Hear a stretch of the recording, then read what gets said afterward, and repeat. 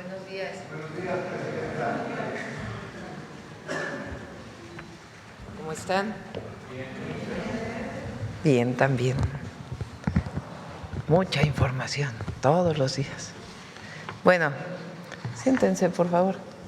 Hoy me acompaña CONAGUA, la Comisión Nacional del Agua, a través de Efraín Morales, que es su director general, de Heriberto Montes, que es gerente de aguas superficiales, y Aarón Mastache, que es subdirector general de infraestructura hidroagrícola. Y al final de la conferencia, como siempre, el detector de mentiras con Miguel Elorza. Vamos a dar paso a la información de CONAGUA. Nos van a presentar los avances de la tecnificación del riego agrícola, los distintos proyectos que tenemos, y después ya hablamos de otros temas, si les parece. Adelante, Efraín. Gracias, presidenta, con su permiso. Muy buenos días a todas y a todos. Hoy vamos a presentar los avances del Plan Nacional Hídrico República con Derecho al Agua, en particular del tema de tecnificación. Si me ayudan con la siguiente, por favor. Bueno, como saben, el Plan Nacional Hídrico se compone principalmente de 4 ejes. Por un lado, los proyectos estratégicos de infraestructura. Por otro lado, el saneamiento de ríos, que es un programa que estamos llevando a mano de la mano de la Secretaría de Medio Ambiente. El ordenamiento de las concesiones, y hoy vamos a informar sobre los avances en el uso eficiente del agua en el campo, que es un proyecto que estamos trabajando con los ingenieros militares y también estamos colaborando con la SADER, es un trabajo conjunto. Señalar que es un programa muy relevante en nuestro país, debido a que el 76% del agua que consumimos se consume precisamente en el campo. También es importante señalar que en este rubro México está realizando un trabajo que es referente a nivel mundial, porque aunque hay otros programas de tecnificación en el mundo, México es el único país que vincula la tecnificación del campo, el uso eficiente del agua en el campo, para destinar parte de esta agua que se ahorra al consumo humano, y eso lo hace un proyecto único en el mundo con esta visión de avanzada. Siguiente, por favor. ¿Cuáles son las metas de este Programa Nacional de Tecnificación? ¿Cuáles son los alcances? Iniciamos con 13 distritos que fueron seleccionados de manera estratégica. Por instrucciones de la presidenta, este programa ha crecido a 18 distritos que estamos tecnificando actualmente. Esto nos va a permitir la tecnificación de más de 200,000 hectáreas a lo largo de todo el sexenio, y vamos a recuperar más de 2.800 millones de metros cúbicos, que vamos a poder recuperar parte de estas aguas, de este volumen, para que se pueda destinar para el consumo humano. Y también nos va a permitir que más de 225,000 productores en todo el país puedan producir más alimentos con menos agua, y esto también va a tener un reflejo muy importante en los ingresos de las familias en el campo. Decir que es un programa también muy significativo porque se ha construido de acuerdo con los productores de todo el país. Es un programa que se ha venido enriqueciendo y que además se ha hecho de manera voluntaria. Es un proyecto que hemos trabajado de manera conjunta con ellos y se ha asumido como un proyecto de trabajo en equipo. La inversión total a lo largo del sexenio será de más de 63,000 millones, y como podemos ver en este mapa, los proyectos se han seleccionado de manera estratégica en las regiones del país donde se cuenta con un mayor estrés hídrico. Estamos atendiendo la parte norte, la parte del Bajío y también la parte centro del país. Para dar mayores detalles de cuáles son los avances que tenemos al día de hoy, le cedería el uso del micrófono al ingeniero Aarón Mastache.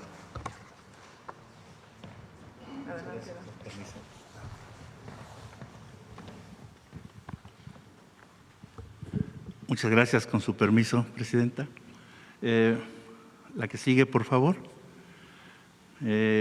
Me toca a mí hablar ya de manera particular de las metas que tenemos para el presente año 2025, que como bien mencionaba nuestro director general, son metas que hemos desarrollado de manera conjunta con los productores de los distritos de riego y se refieren a lo siguiente: las metas solamente para este año 2025 son más de 500 kilómetros de revestimiento y rehabilitación de canales y entubamientos, más de 6,000 hectáreas para tecnificar en la parcela y o nivelar las tierras, que también es otra forma de tecnificación. Estamos empezando, este año es el inicio, pero vamos a multiplicar estas áreas de tecnificación parcelaria en los próximos, porque este programa es durante toda la administración. Vamos a rehabilitar 139 pozos, fundamentalmente con sistemas fotovoltaicos. Vamos a instalar 11 plantas de bombeo. Estamos instalando 41 estructuras de medición, porque lo que no se mide no se puede regular. Estamos rehabilitando 8 presas derivadoras y estamos instalando casi 2,000 compuertas para mejorar conducción y distribución del agua. Adelante. ¿Cuáles son los avances que llevamos respecto a estas metas?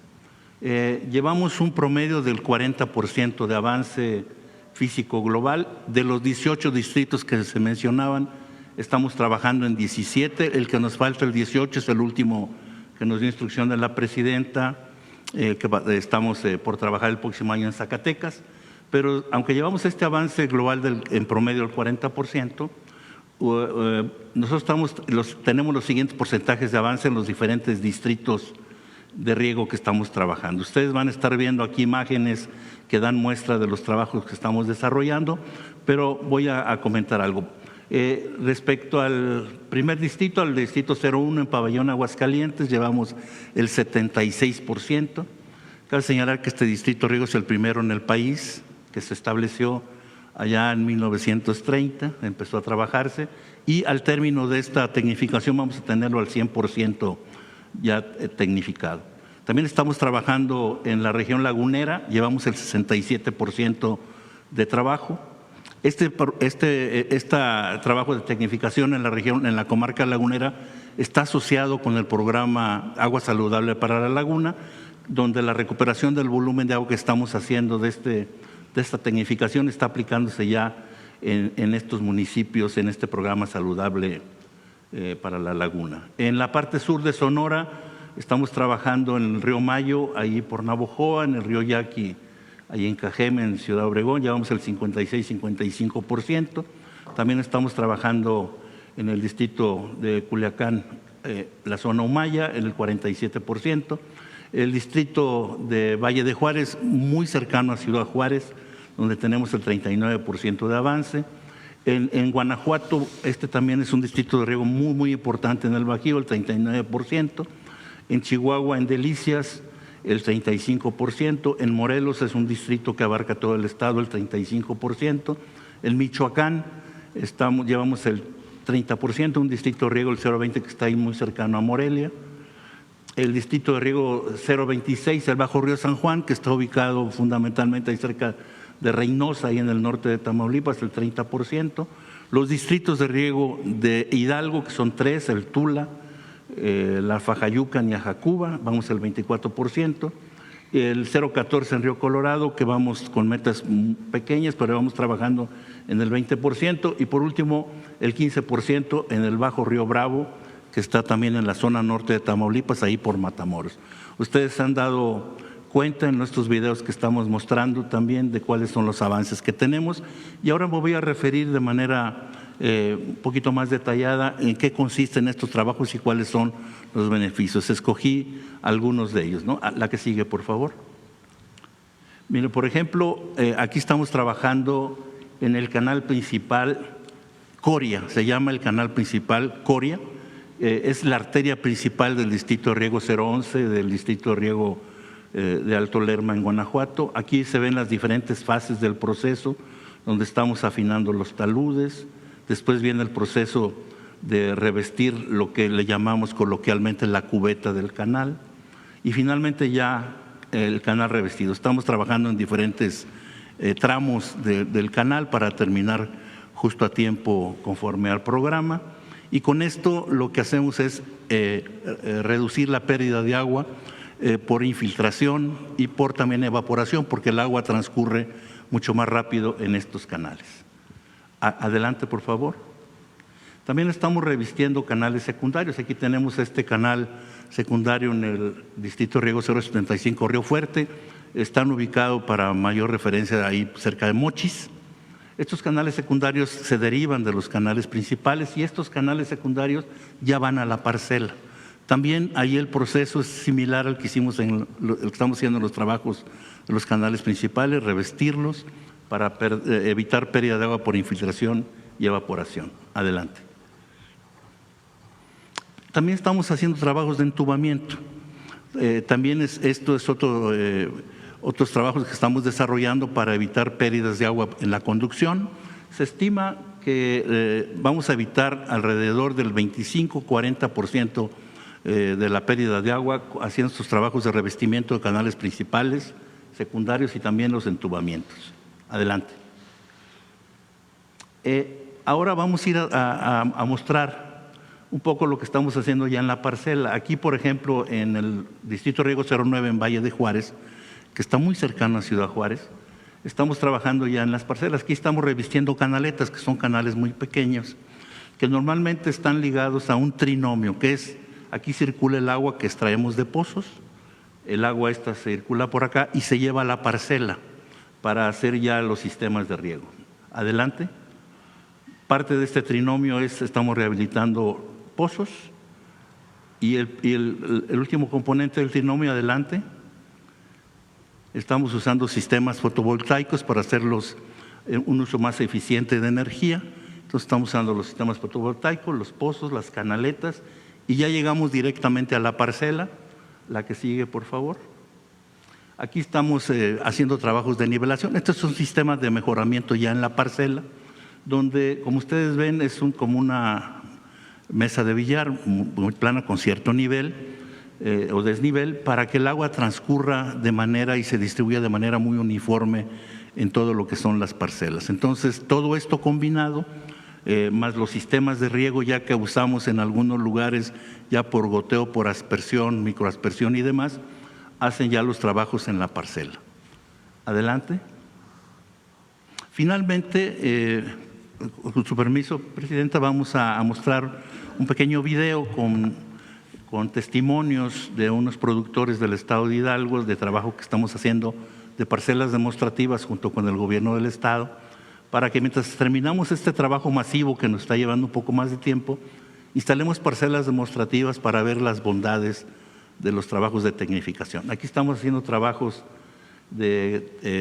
utilizando sistemas de multicompuertas. También hay otros, no traemos aquí el testimonio con sistemas de goteo, pero este es multicompuertas y con su permiso vamos a mostrarlo. Adelante, por favor. Con la demostración estamos viendo que sí es funcional.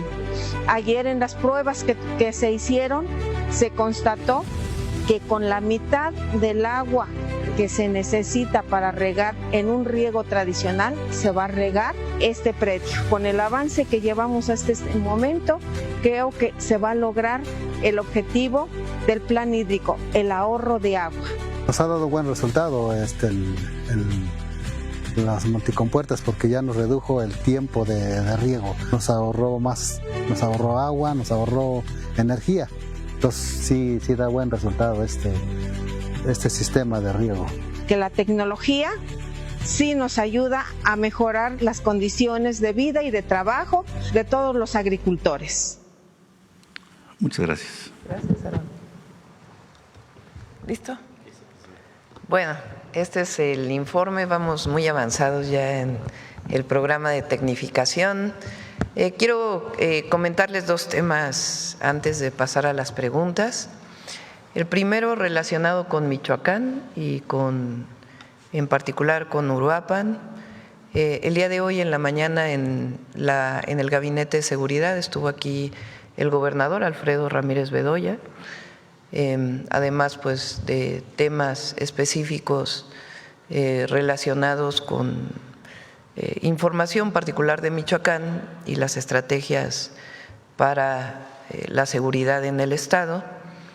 Hablamos del Plan Michoacán por la Paz y la Justicia, lo vamos a trabajar obviamente juntos y hoy tiene una reunión con la secretaria de Gobernación. Ayer tuve reunión con todo el gabinete para poder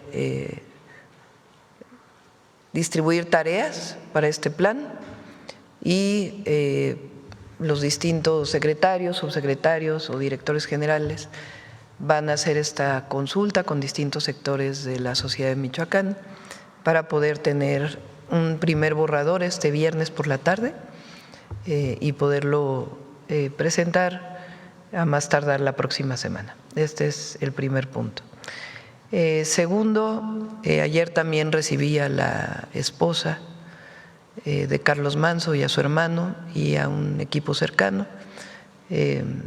Platicamos, estuvo presente el secretario de Seguridad y Lázaro Cárdenas y platicamos, evidentemente pues ellos con toda razón exigen justicia y que se llegue hasta el final de esta investigación y se haga justicia del asesinato, el homicidio del presidente municipal Carlos Manso, pero también pues platicamos hacia adelante. Ella va a ser la presidenta municipal de Uruapan, el día de hoy va a tomar posesión en el Congreso del Estado y pues acordamos pues seguir en comunicación para apoyar al municipio de Uruapan en este marco general del Plan Michoacán por la Paz y la Justicia.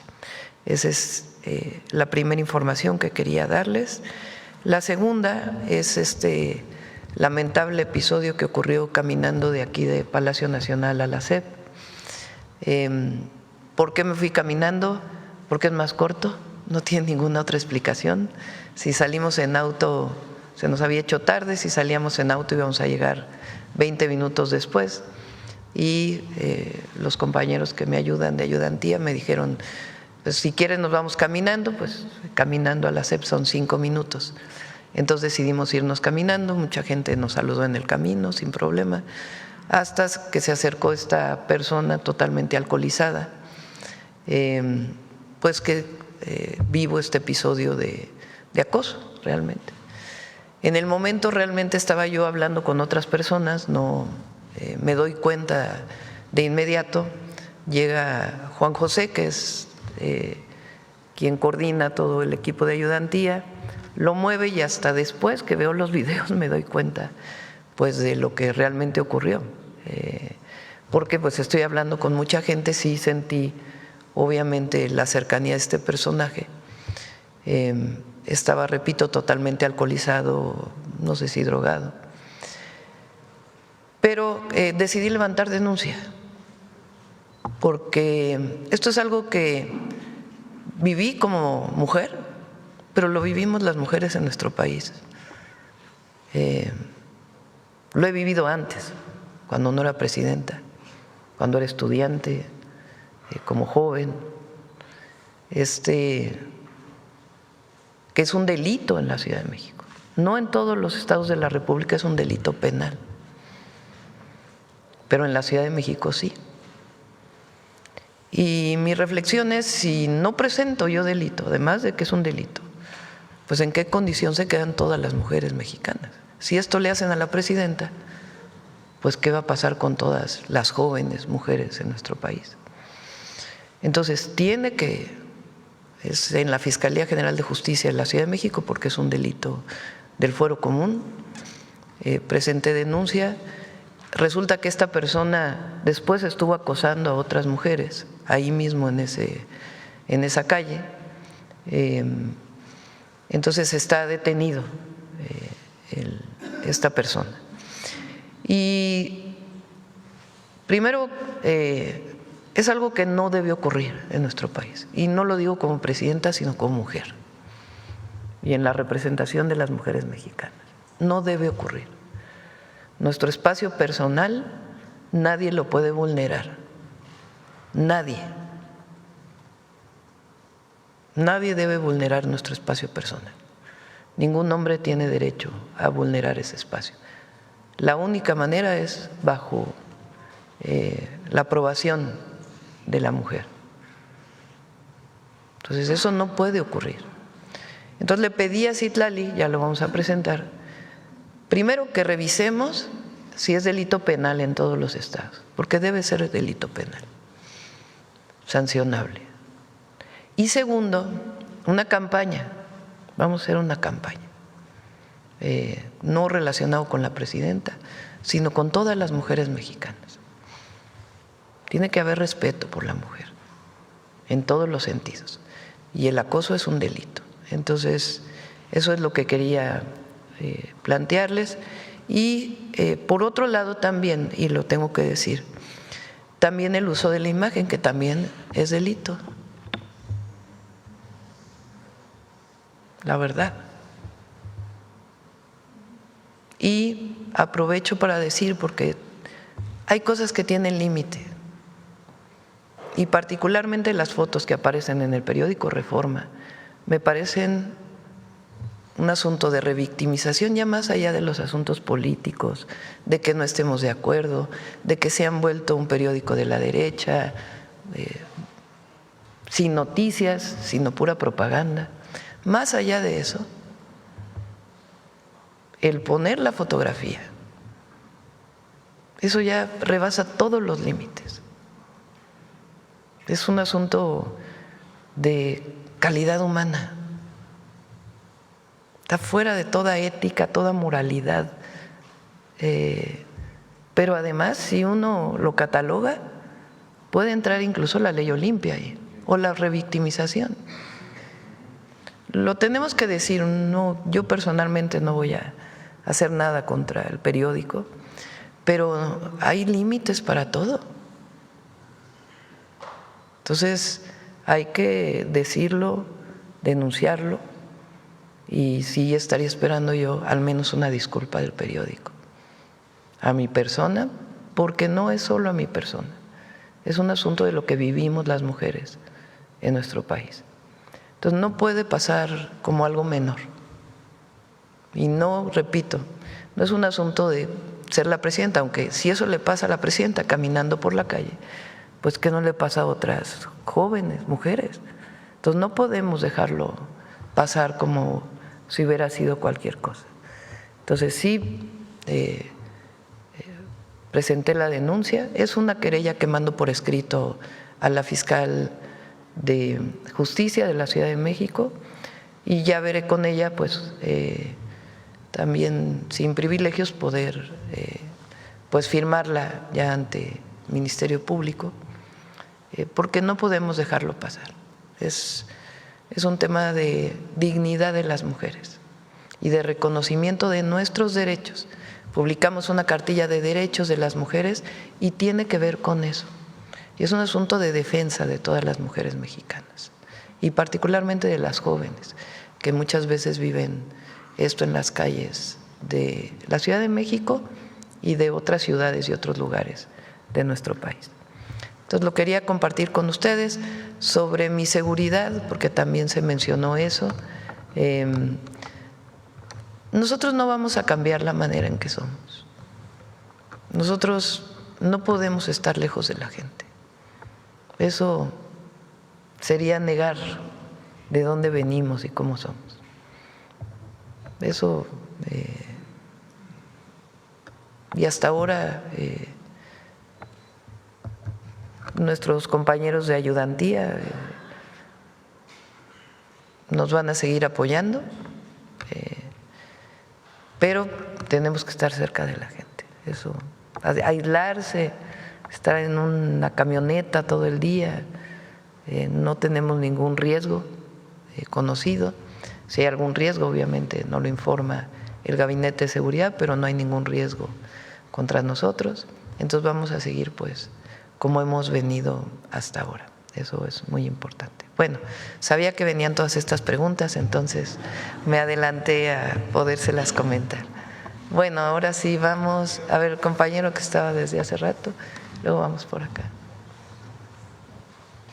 Buen día, Presidenta. Jonathan Lozada, en la red Máxima FM. Pues primero condenamos también desde nuestra posición de medio de comunicación y ciudadanos en libertad, en el marco de nuestras libertades y del respeto, las publicaciones del periódico Reforma, definitivamente condenable, y queremos desde nuestra posición también hacer un llamado a que este tipo de cosas no sucedan en nuestro país por el avance al respeto, a la integridad, a la igualdad de la mujer y de las instituciones y de la figura presidencial.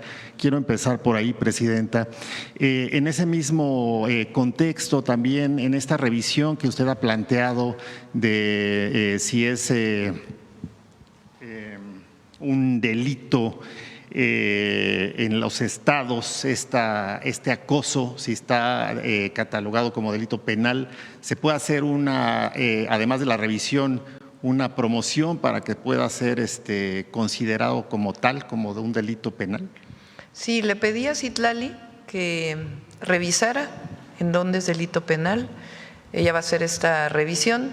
Y también la campaña, porque es importante que visibilicemos algo que vivimos muchas mujeres a lo largo de nuestra vida y que no debe ocurrir. Este es a todos, no solo a las mujeres, es a los hombres, a las mujeres, es decir, hay cosas que no están bien. Cuando estuve en la alcaldía Tlalpan, después lo hicimos algo en la jefatura de gobierno, hice una campaña con las jóvenes, con los jóvenes, porque es las y los jóvenes, en las preparatorias, que se llamaban No es costumbre, es violencia. Para muchas actitudes, comportamientos que parece que son costumbre, que en realidad pues son violencia contra la mujer. Entonces, más allá si es esta frase o no la que se usa, sí es importante que se haga una campaña a nivel nacional y que participen todos los estados, que nos juntamos en esto que más allá de lo político pues es la defensa de la integridad de las mujeres mexicanas. Presidente, en el tema de la reunión de ayer con el Gabinete Legal y Ampliado, esto que tiene que ver con Michoacán, que se llevó aquí, presidida por usted en Palacio Nacional, ¿nos puede ahondar un poco más cuáles fueron los ejes centrales que planteó a su equipo para dar seguimiento al Plan Michoacán? Y si nos puede comentar también en general en esta política de paz y de reconstrucción del país, ¿qué directriz marcó usted en la reunión de ayer?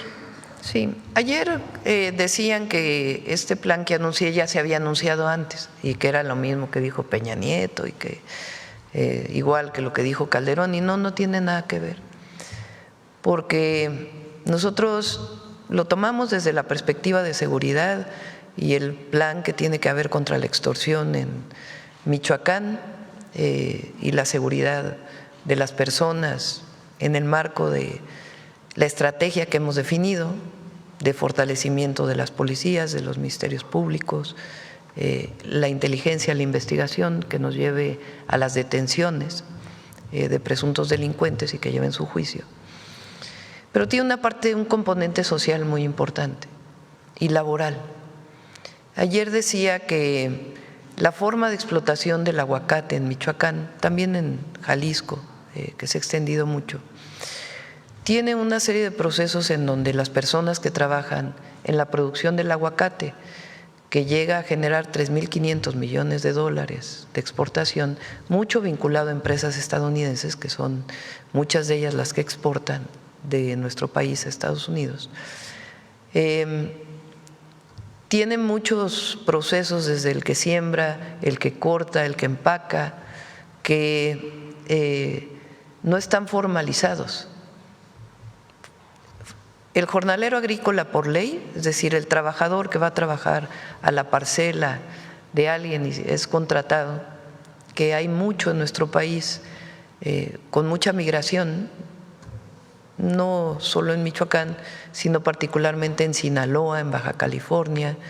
Históricamente muchas personas de Oaxaca, de Chiapas, familias completas van a trabajar a Sinaloa, Sonora, a Baja California, y ha habido un tipo de agricultura que se ha orientado a la exportación, con ciertas características que podemos platicar con más detalle en otra ocasión, pero que tienen que ver con procesos en donde hay mucha sobreexplotación del trabajador. Trabaja más de 8 horas y no tiene necesariamente seguridad social, no está afiliado al IMSS, aunque el empleador debe necesariamente afiliarlo. Estos fenómenos de sobreexplotación generan también muchas adicciones. El nivel de adicción en una parte de Guanajuato, una parte de Michoacán, una parte de Jalisco, particularmente a la metanfetamina, es muy alto y tiene que ver con estos procesos laborales. Entonces, ya hicimos una publicación de ciertas normas que se tienen que cubrir, ambientales y laborales, para la exportación, pero tenemos que entrar a trabajar con los empresarios, con los trabajadores, con los cortadores en este proceso. Y ahí es donde se ha metido mucho la extorsión de la delincuencia organizada, entre otros espacios. Entonces, eso nunca se había tocado y hay que tocarlo y hay que abrirlo y hay que trabajar en ello. Igual de Limón, en particular en Michoacán. Por otro lado están los temas más sociales, por ejemplo, educación, más preparatorias, más universidades. Ayer que tuvimos esta reunión con los rectores de todas las y rectoras de todas las universidades del país públicas, que se presentó una plataforma que ya la vamos a presentar aquí en la mañanera la próxima semana, hablábamos de la importancia de aumentar la matrícula. Entonces, no solamente es con la Rosario Castellanos, con las universidades Benito Juárez, sino también que las universidades, los politécnicos, las tecnológicas amplíen su matrícula, y mucho puede ser a través de reorientar recursos que se destinan a otras cosas que no son sustantivas para dedicarla a los estudiantes. Igual programas de cultura de paz desde las escuelas, un programa de salud, no solamente de hospitales, de clínicas, sino también de este tema de las adicciones en Michoacán. Es decir, es un programa integral a la Secretaría de Economía, pues relacionado con mayores polos de bienestar en el estado de Michoacán, y todo esto pues lo vamos a trabajar con el gobierno del estado.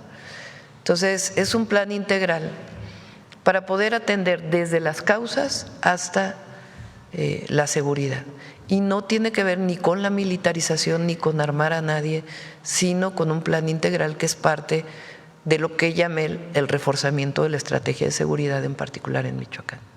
¿Ya está ya el gabinete, Presidenta? ¿Ya están? No va todos los secretarios, van a ir subsecretarios, van a ir a otro nivel. Se va a trabajar hoy con el gobernador para ver la manera en que se hagan estas reuniones y hacer un planteamiento de un plan, y después se puede seguir perfeccionando, evidentemente.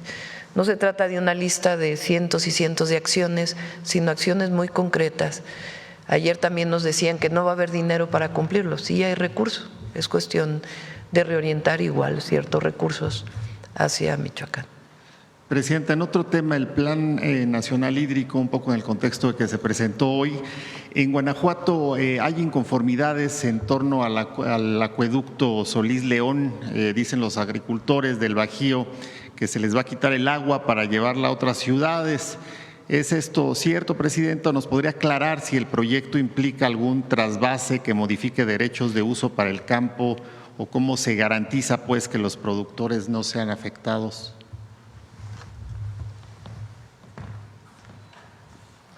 Bien, muchas gracias. Bueno, primero decir que es totalmente falso que se han generado campañas de desinformación. Como lo pudimos ver en pantalla, el acueducto Solís está asociado a la recuperación de agua que se va a realizar del distrito 011. Esto es que vamos a recuperar alrededor de 300 millones de metros cúbicos y 120 van a ser recuperados para poder dotar de agua a 5 municipios del estado de Guanajuato. No se le quita agua absolutamente a nadie, es agua que se va a recuperar de la tecnificación del campo. Además, también es importante señalar que va a ayudar a recargar los mantos acuíferos, porque parte del agua que se está ahorrando en el campo se va a quedar en estos mantos. Tampoco se va a retirar agua de la presa Solís, que es algo que se ha estado comentando. Estamos en una campaña de información que vamos a realizar junto con el gobierno del estado para aclararle todas estas dudas a la ciudadanía, pero es totalmente falso que se vaya a retirar agua de una persona para dársela a otra, ya lo ha comentado en este espacio la presidenta. Sería absurdo que le quitemos agua a parte de la población para dársela a otro municipio. Además, también es importante señalar que en este caso de esta cuenca hay una organización en la que participan todos los usuarios del agua, están los usuarios del campo, los usuarios público urbanos y todos los gobiernos de los 5 estados y de todos los municipios que establecieron una fórmula matemática desde el 2014, mediante la cual al término de la temporada de lluvias se distribuye el agua en toda la cuenca. Entonces es un proyecto que no solamente va a beneficiar a estos municipios, sino que va a beneficiar a toda la cuenca porque se está asociando, como ya lo mencioné, a la recuperación del agua, al uso más eficiente del agua que se está realizando en el campo. Entonces es totalmente falso. Además, también quiero mencionar que en torno a este proyecto se establece toda una serie de obras complementarias para los municipios. En este caso de Guanajuato, todos los municipios, son 10, cuentan con obras complementarias de agua potable. Por ejemplo, en el caso de Acámbaro, quiero señalar que se van a tecnificar más de 6,000 hectáreas en beneficio de los productores. También señalar que se van a entubar canales que actualmente están contaminando digamos los cauces de los ríos y que están generando malos olores, ampliar redes de distribución. Y otro elemento también muy significativo que tiene que conocer la población es que está vinculado al saneamiento del río Lerma-Santiago. Entonces, estamos informando ya en todos los municipios, estamos trabajando de manera conjunta con el gobierno del estado y también con municipios y productores para que toda la gente se entere de cuáles son los alcances reales del programa y que es un programa que es de gran beneficio para la comunidad. Gracias. Gracias. A pesar de las campañas que surgen en medios de comunicación, en redes sociales por parte del prianismo, una encuesta nacional de Mitofsky publicada hoy, presidenta, por El Economista, señala que su nivel de aprobación alcanzó 71.5% en octubre, es decir, 10 puntos más que hace un año. Es un incremento pues significativo en un primer año de su gobierno y yo quiero preguntarle a qué atribuye esta tendencia a la alza en la percepción ciudadana. ¿Qué factores, presidenta, considera usted que han sido decisivos en cuanto a la opinión y percepción de los mexicanos en torno a su gobierno? Es la consistencia y el no alejarse de la gente. Hay otras encuestas que tienen sus interpretaciones. Claro que uno no gobiernas para las encuestas, ¿eh? Gobiernas para la gente, para el pueblo.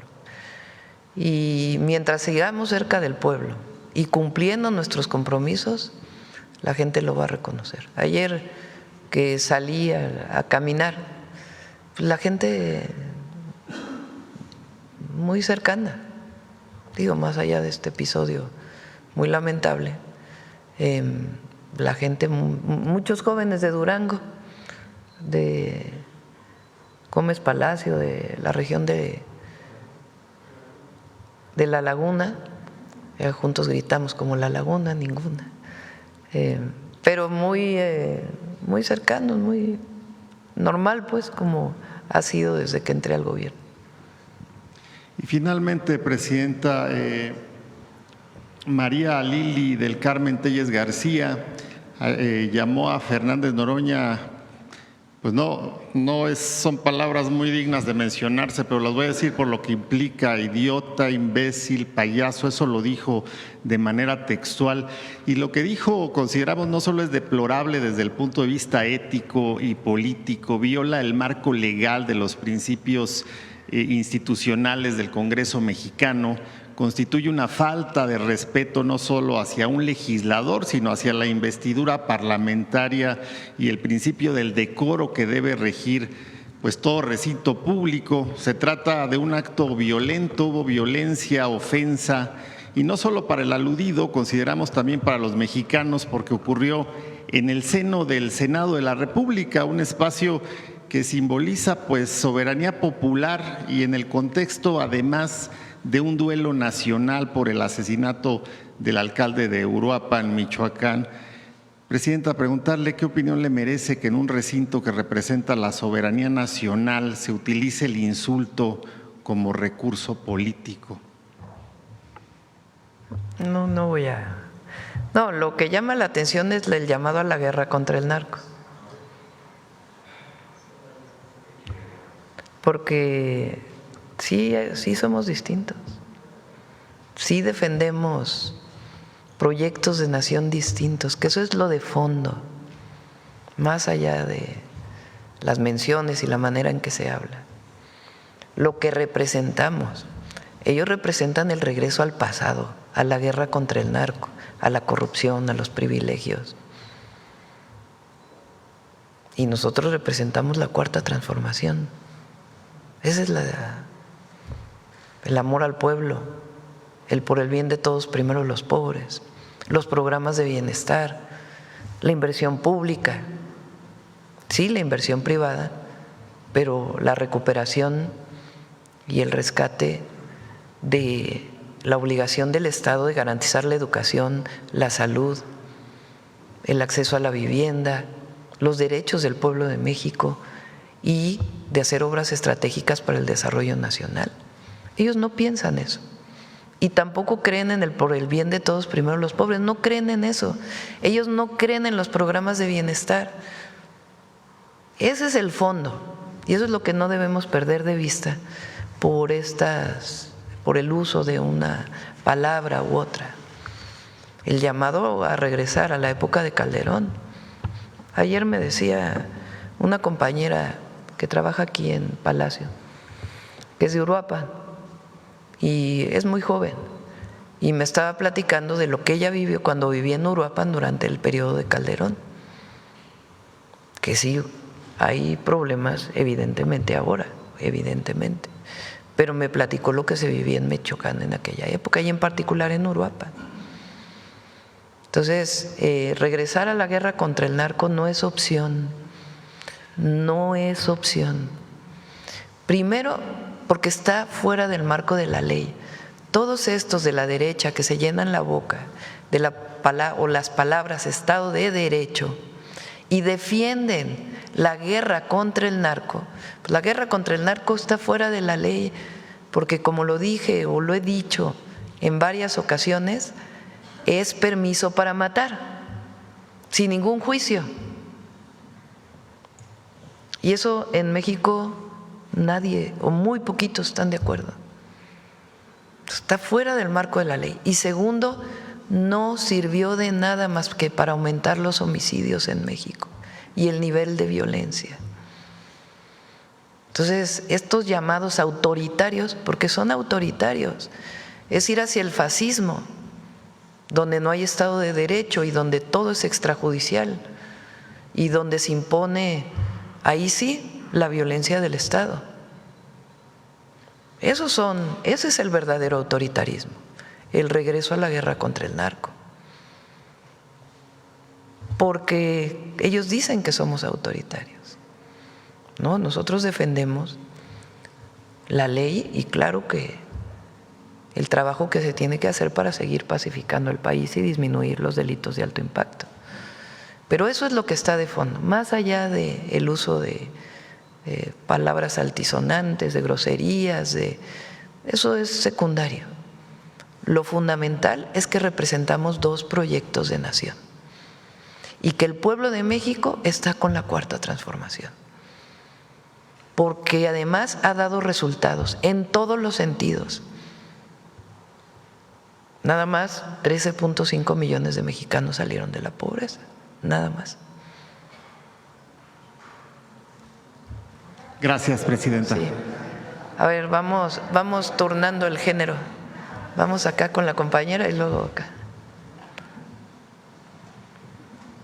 Muchas gracias, Presidenta. Tania Damián, del portal de noticias Ángulo 7. Primero, sobre el tema del agua, me gustaría preguntar sobre cómo está viendo el director Efraín Morales el tema de los foros de Parlamento abierto.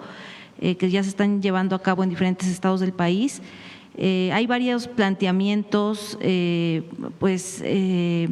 buscan recuperar los volúmenes de agua sobreconcesionados por los cuales no se han pagado derechos. Dicen que son muchos, que solo el 20% de las concesiones, por las concesiones se pagan derechos.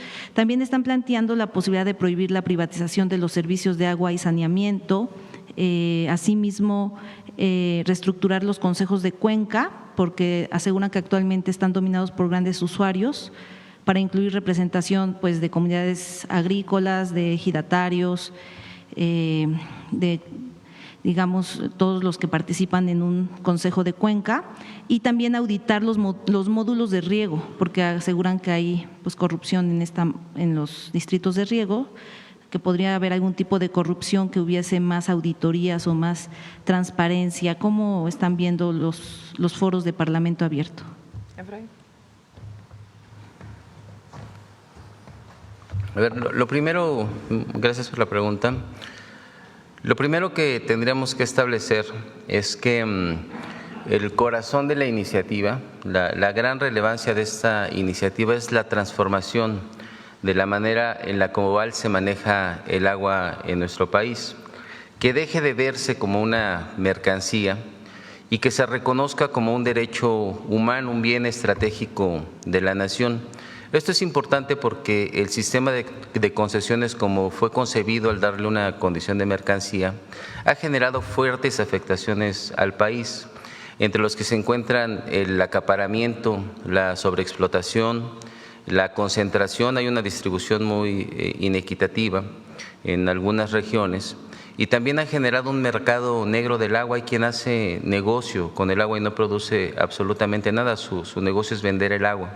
Entonces es importante que establezcamos que el espíritu de la ley es que el agua regrese a ser regida, que el sistema de concesiones lo rija el Estado, que sea el Estado mexicano el encargado de llevar a cabo esta distribución, y además que en esta iniciativa se contemple el fortalecimiento de la autoridad del agua para poder cambiar estas condiciones y que avancemos hacia un proceso en donde podamos contar con agua suficiente primero para el consumo humano, que es nuestro principal objetivo, pero también contar con agua suficiente para que podamos producir suficientes alimentos, es decir, en el campo, y también contar con agua suficiente para el desarrollo nacional, es decir, que haya agua para todas y para todos, y además con una visión de largo plazo que nos permita enfrentar el futuro. Se han generado una serie de inquietudes entre los diversos sectores, sobre todo productivos y también sociales, que además quiero aprovechar para hacer la aclaración. En el caso de los sectores productivos, ha habido una campaña de desinformación que intenta generar dudas entre los productores agrícolas. Y aquí quiero aprovechar para decir qué pasa. Primero, que todo aquel que hoy tiene una concesión, con esta nueva ley tiene garantizada su concesión en el mismo volumen, en la misma localización, por la misma temporalidad que le fue otorgada y para el mismo uso. No hay afectación, todos tienen garantizada su concesión. ¿Qué pasa, por ejemplo, que son de las preguntas que han surgido, cuando alguien vende una propiedad que tiene agua, que tiene un derecho de agua, que tiene una concesión? Lo que pasa es que mediante un proceso abreviado, la propia comisión otorga un nuevo título de concesión al nuevo propietario por el mismo volumen, mismo tiempo, misma localización y para el mismo uso. Y lo mismo pasa en el tema de las herencias. Cuando alguien hereda una propiedad, una parcela, un rancho, una casa que tiene un derecho de agua, tiene garantizado el derecho. Lo único que pasa es que ahora, en lugar de que sea un trato entre particulares, donde se lleva a cabo prácticamente la firma de un endoso de una concesión, la autoridad del agua es la única encargada de poder otorgar concesiones y expide un nuevo título de manera expedita a la persona que compró, que adquirió, que heredó una propiedad. Eso por un lado. Por el otro lado, por lo que respecta a los sistemas participativos de consejos de cuenca, que es un tema muy relevante, y de cómo se distribuye el agua en el campo, los propios distritos de riego y las unidades de riego tienen sistemas autogestivos en donde determinan cómo se lleva a cabo esta distribución. Parte de lo que estamos planteando en la iniciativa es que sea la Conagua juegue un papel activo en la organización de estos, en estos reglamentos y en el acompañamiento para que se garantice que haya una distribución equitativa del agua y las formas en las que se está trabajando. Vamos a acompañarlos, aunque sigue siendo un tema autogestivo. Está en discusión en la Cámara. Sabemos que se avanza en varios consensos, va a haber una serie de foros y de consultas que se aprobaron el día de ayer. El día viernes tuvimos oportunidad de platicar con el presidente de la Junta de Coordinación Política, con el doctor Ricardo Monreal, y ahí se ha estado trabajando en una ruta en donde se puedan escuchar todas las voces. Si alguna de estas propuestas enriquece la iniciativa, pues es precisamente el objetivo de estos foros que se van a realizar en distintas regiones del país, donde se van a poder aclarar todas estas dudas. En general, esa es la información. Y, director, ¿cuántas denuncias han recibido? ¿Abrió un número y un portal para recibir correo también, para recibir denuncias? Porque esa es una de las preocupaciones sobre pozos clandestinos. Entiendo que todo esto es buscar dar fin a los mercados del agua y poner orden en el sistema hídrico nacional. Pero ¿cómo se va avanzando en ese tipo de denuncias? Porque, pues, por ejemplo, en Puebla, en Tehuacán, hablan de que hay invernaderos chinos que están acaparando el agua, o pues el tema de pozos clandestinos, que en Tehuacán ya clausuraron varios, pero se habla también de Puebla capital que se sigan, digamos, entregando pipas. ¿Cómo se va avanzando en ese tipo de denuncias y atendiéndolas? Aquí anunciamos un portal de denuncias, ahorita lo comento nuevamente, pero como lo presentamos al inicio incluso de esta conferencia, uno de las instrucciones que recibimos de parte de nuestra presidenta es el que tiene que ver con el ordenamiento de las concesiones.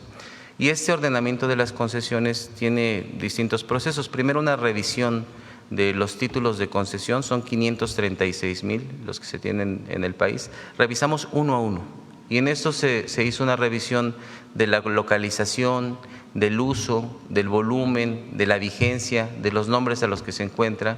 Y se fueron encontrando ahí, por ejemplo, ubicaciones que estaban en el mar, por ejemplo, usos agrícolas que estaban destinados, por ejemplo, para la venta de pipas, que es el caso de muchos que hemos encontrado en Puebla, que encontramos algunos que no contaban con vigencia, y a partir de eso iniciamos un proceso de verificación en campo, que nos ha llevado a un poco más de 4,000 procedimientos y además con un alto número de ellos que terminan en sanción.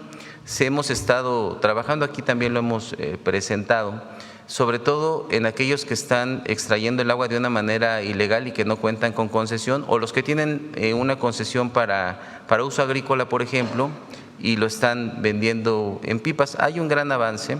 En el último corte que tenía, no tengo el dato ahorita actualizado, llevábamos un poco más de 1,500 denuncias que, por cierto, están siendo atendidas de una manera muy rápida. Aprovecho para invitar a los ciudadanos, que son nuestro principal aliado cuando se hace uso irregular del agua, a que denuncien. En un momento más ahí está. Esa es la dirección, es app.conagua.gov.mx/Podán.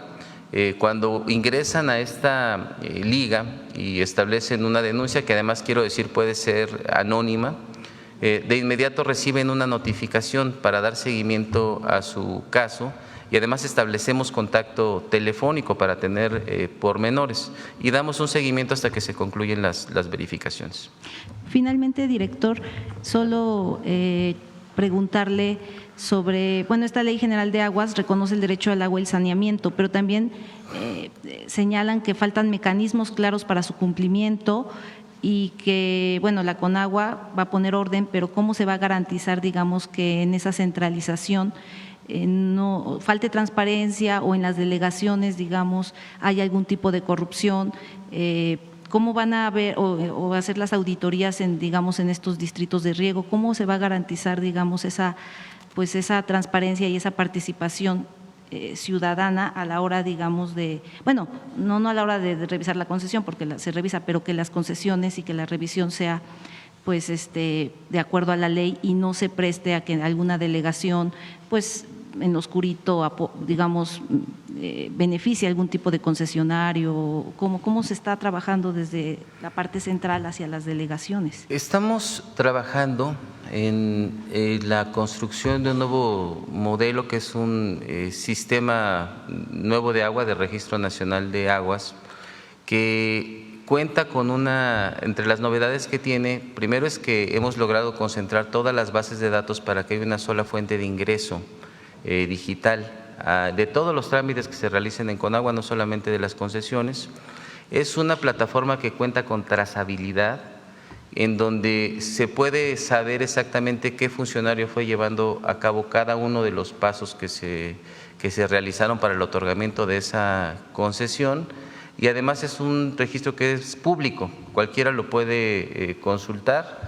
Entonces, esta es una medida de las que estamos tomando para que así sea. La otra medida que se está tomando es que se centraliza la información de las concesiones, aunque siguen participando las direcciones locales. Tenemos 13 regiones hidrológico-administrativas donde se va estableciendo el otorgamiento de concesiones a través de la lógica de cuencas, pero son en las oficinas centrales donde se concentra toda esta información. Y además de las novedades que tiene la ley, es la generación de un fondo de agua en donde se va a establecer cuáles son las nuevas concesiones, por ejemplo, para proyectos estratégicos o para poder desarrollar algunas regiones del país. Y en esta participan distintas dependencias del Gobierno de México, por ejemplo, la Secretaría de Economía, la Secretaría de Medio Ambiente, Desarrollo Urbano y Territorial, la Secretaría de Hacienda, y esto permite que las decisiones que se tomen sean primero transparentes y sean colegiadas con una lógica de planeación. Entonces nos va a permitir pues también evitar posibles actos de corrupción de algún funcionario público. Gracias. Y, perdón, Presidenta. Gracias, Presidenta. Preguntarle, precisamente ahorita que hablaba de las universidades tecnológicas, de las autónomas, de las tecnológicas, de las politécnicas, que el fin es aumentar la matrícula. Habíamos comentado que se había autorizado un aumento del 4%, pero me comentan universitarios, docentes, que no se ha concretado. No sé si la Secretaría de Hacienda y Crédito Público no ha liberado el recurso o si la SEP, pero no ha llegado ese incremento a las universidades tecnológicas, porque sí lo tuvieron desde principios de año, desde febrero, me parece, los directivos de todas las universidades tecnológicas. Viene ahí el tema se aprueba desde el presupuesto federal, pero no se ha liberado ese incremento del 4% al resto de los universitarios. Estas politécnicas y tecnológicas tienen una parte de presupuesto estatal y una parte federal. En el caso de lo federal lo aprueba el Congreso de la Unión y la Secretaría de Hacienda tiene que hacer los envíos del recurso o las autorizaciones para el gasto o la inversión, y en algunos casos sí a través de los gobiernos de los estados y otras de manera directa. Entonces hay que ver en particular qué politécnico está planteando esto, o tecnológico. Sí, de hecho se autorizó en el Diario Oficial de la Federación, me parece que por junio, no tengo bien la fecha, y digamos que la Federación tiene que mandar la mitad y los estados, por tanto, mandan toda la otra mitad, pero yo lo que entendí es que todavía la Federación no ha mandado digamos, la parte que le corresponde. Sí, está publicado en el Diario Oficial, si es parte del presupuesto de egresos de la Federación, tiene que cumplirse. Entonces vamos a pedirle a Mario que atienda este tema. Y por último, Presidenta, pues quiero plantearle el tema de la Universidad Pedagógica Nacional. Apenas tuvieron elecciones, independientemente de las elecciones, donde es una muy baja participación de la comunidad universitaria, hablando que tiene más de 70,000 entre estudiantes y docentes. Hay una propuesta de varios, de hecho fue consensuada en el 2020-2021, de buscar la autonomía de la Universidad Pedagógica Nacional. Ahorita precisamente también hay unos conflictos estudiantiles en varias sedes de la UPN, estamos hablando de Ajusco, estamos hablando de Iztacalco, ahorita le digo bien, pero el tema básicamente es pues infraestructura, pero sobre todo ellos comentan que si se lograra la autonomía podrían hacer una autorregulación y podría haber más transparencia, porque pasa esto de que la nómina y toda la parte administrativa lo manejan los estados. Es una universidad con 72 sedes, más de 200 subsedes, es una universidad muy grande que está en los municipios más marginados del país y pues su planteamiento es pues que se lograra el carácter nacional de la UPN, lo consensuaron las 6 regiones, pero pues se quedó la iniciativa en el Congreso y también digamos que ellos consideran que no se requiere más presupuesto porque hubo un dictamen de la Secretaría de Hacienda donde decía que no se podía la autonomía porque los 1.100 millones que tiene la UPN, todo es recurso federal, pero igual se manda a los estados y entonces en los estados pues también se dan muchos casos de corrupción.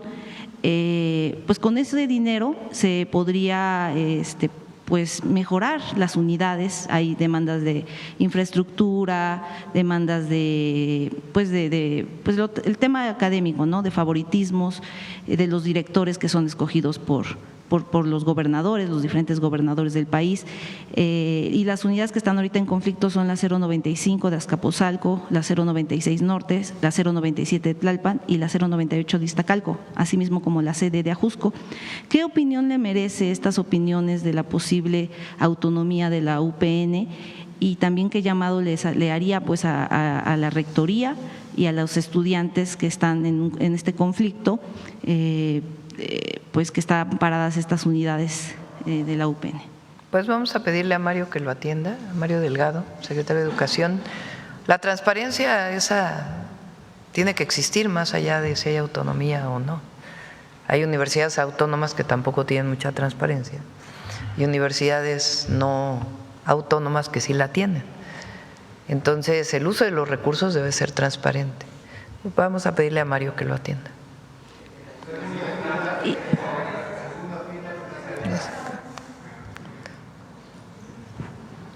Buen día, Presidenta. Manuel Pedrero, de los Reporteros MX. Muchas preguntas, pero antes que nada, solidaridad y fraterna. Gracias. Estuvimos revisando después de la detención de Uriel N. las estadísticas del INEGI, el último estudio del 2022, y en el aspecto de acoso callejero, solo el 46.5% de las mujeres denuncian haber padecido o haber sufrido acoso callejero. Evidentemente son muchísimos más, pero naturalmente muchas no se sienten cómodas o seguras de denunciar.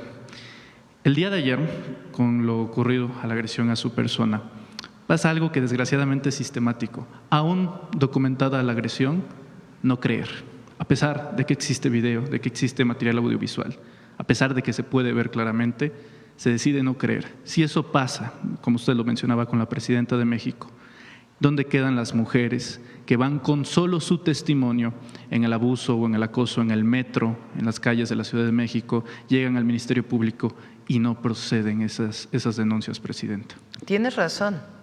Por eso le pedí a Citlali que revisemos todo lo que tiene que ver con la legislación relacionada con el acoso. Yo ayer envié una carta, estoy viendo cómo puedo ir a un ministerio público pues a firmar. Pero cuando te ocurre eso en la calle como mujer, ¿qué pasa? Tienes que ir al ministerio público a presentar tu denuncia. Entonces ya es pues todo el día, ¿verdad? Y después está que ocurre que los ministerios públicos dicen cuál es tu prueba, o incluso revictimizan. ¿Y por qué te pusiste ahí? ¿Y por qué te vestiste de esta manera? Que es terrible. Se ha avanzado porque esto se ha hecho visible desde hace mucho tiempo por las mujeres y muchos movimientos de mujeres en el país y gobernantes que hemos buscado facilitar estas denuncias a las mujeres, pero sigue siendo un problema. Entonces, sí necesitamos discutir, y no solo la iniciativa de la Presidencia, que sí la vamos a enviar, o a colectivizar con todos los gobernadores, porque es un delito, repito, del fuero común, no es un delito federal, pero sí tenemos primero que visibilizar y decir eso no, un no claro y contundente. El espacio personal de las mujeres no debe ser vulnerado. Eso no. Además, ocurre en nuestro país. Y segundo, cómo lo atendemos, desde campañas, desde las escuelas, porque tiene que ver también con una educación a los hombres, no solamente la denuncia penal o pública. Y también cómo presentas tu denuncia, para que no tenga ese problema de que a la hora de que denuncias, pues no, o no te hacen caso o pierdes todo el día, y entonces las mujeres decidimos, pues mejor no presentamos la denuncia. Evidentemente, como presidenta, pues tengo ciertas facilidades para hacerlo, pero no quiero que sea un privilegio de la presidenta. Creo que entre todos tenemos que garantizar que este sea un derecho de todas las mujeres mexicanas, el que no sea vulnerado su espacio, su cuerpo, pero además que tengamos la facilidad de denunciarlo y una campaña para que se diga esto no es correcto, no está bien, además de que es un delito.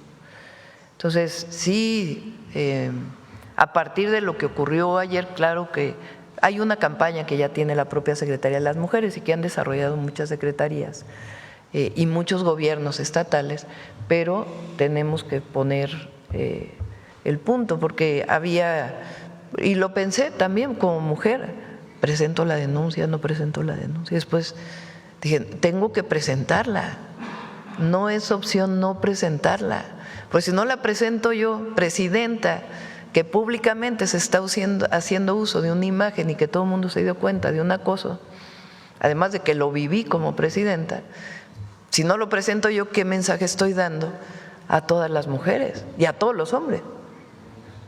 Entonces, no, hay que presentar la denuncia. Ya se detuvo a este individuo que además resulta que estaba alcoholizado y estaba acosando a otras mujeres en la calle, ahí por donde pasamos. Entonces, sí tenemos que llamar la atención y tiene que ser reconocido. Y además, también hay que decirlo, porque el uso de la imagen, déjense ustedes que sea la presidenta, soy una mujer, por principio. ¿Quién sube la imagen con qué sentido? También, porque ahí hay muchos delitos que pueden tipificarse, más allá de que lo vaya a denunciar o no. Pero esto viven muchas jóvenes en nuestro país. Y repito, yo lo viví, yo a los 12 años, como lo digo en mi libro, yo nací en una familia de clase media, pero en la primaria me llevaban a la escuela mis papás en su carrito con varios niños que vivíamos juntos. Pero a partir de la secundaria yo usé el transporte público.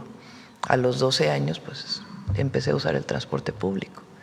Y viví como niña, porque a los 12 años pues eres una niña, acoso en el transporte, como lo viven muchas mujeres. Y hoy como presidenta pues tengo una responsabilidad. Dije llegamos todas, y llegar todas no solo tiene que ver con que lleguemos a los espacios de toma de decisión, sino con que visibilicemos y entre todos acabemos con el acoso o lo minimicemos al máximo y todos lo señalemos. Porque el llegar todas quiere decir que no estamos de acuerdo con eso y que entre todas tenemos que atenderlo. Sé que aún espera información oficial de los estados en donde esta agresión está tipificado como delito. Sin embargo, a esperar el resultado, haría un llamado expreso a las y los gobernadores y a los congresos locales para que se tipifique. Incluso muchas gobernadoras ayer me buscaron, ya no.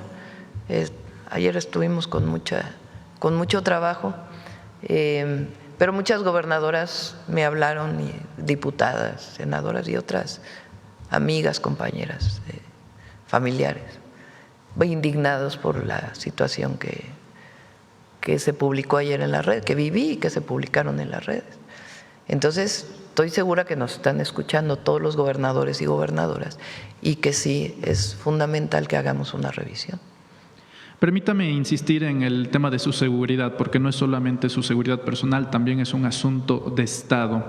Entiendo el tema de la cercanía con la gente, con el pueblo de México. Sin embargo, ¿estaría descartando reforzar su seguridad para que un incidente de este estilo no vuelva a ocurrir? No pienso reforzar la seguridad.